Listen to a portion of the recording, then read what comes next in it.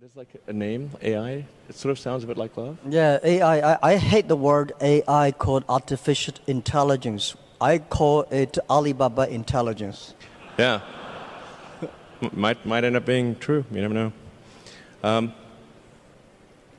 I think generally people underestimate the capability of AI. They sort of think like it's a smart human, but it's really much. It's going to be much more than that. It'll be much smarter than the smartest human. I mean, it'll be like, you know, if like, can a chimpanzee really understand humans? Not really. You know, we just seem like strange aliens. They mostly just care about other chimpanzees, and this will be how it is, more or less, in a relative. In fact, if the difference is only that small, that would be amazing. Probably it's much greater. So, the biggest mistake that I see artificial intelligence researchers making is assuming that they're intelligent. Yeah, they're not compared to AI.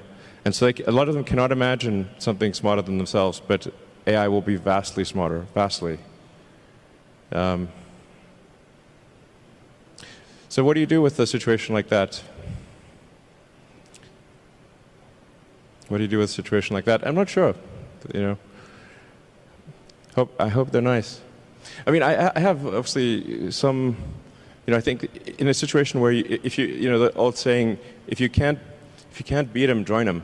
You know, that's what Neuralink is about. Is like, can we go along for the ride with AI? I mean, I really think that there should be other companies like Neuralink, essentially to create a high bandwidth interface to the brain, because right now we are already a cyborg. People don't realize we are already a cyborg because we are so well integrated with our phones and our computers. The phone is almost like an extension of yourself. If you forget your phone, it's like a missing limb. But the bandwidth, the communication bandwidth to the phone is very low, especially input. So, in fact, input bandwidth to computers has actually gone down because of typing with 2 thumbs as opposed to 10 fingers. There's a big reduction in bandwidth. Input bandwidth has gone up because of video and imagery. So input bandwidth is many orders of magnitude greater than output bandwidth. But at a certain point, if we'll just, assuming a benign scenario with AI, we will just be too slow. You know, it's like if a millisecond to something, let's say a computer that has like an exaflop of, or, you know, many exaflops of compute capability, a millisecond is an eternity, and to us it's nothing. So, you know, I always think like human speech to a computer will sound like very slow tonal wheezing. It's kind of like whale sounds. Yep. You know, because what's our bandwidth? Like a few hundred bits per second, basically. Maybe a few kilobits per second if you're going to be generous. So, whereas a computer can easily communicate at a terabit level.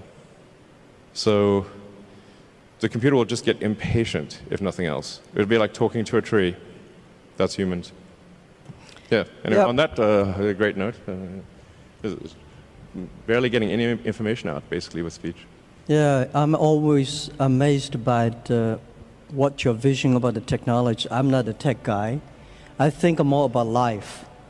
I think AI is going to open a new chapter of the society, of the world, that people try to understand ourselves better rather than the outside world. And it's so difficult to predict the future. 99.99% of the predictions that human being had in the history about the future, all wrong. Including that one? Oh yeah. Only, you know, the 0.00% of the prediction are right. They're right because by accident. Yeah, but it's also true that 80% of statistics are false. Yeah. So my meaning is cold room. Come on, guys. That was a joke.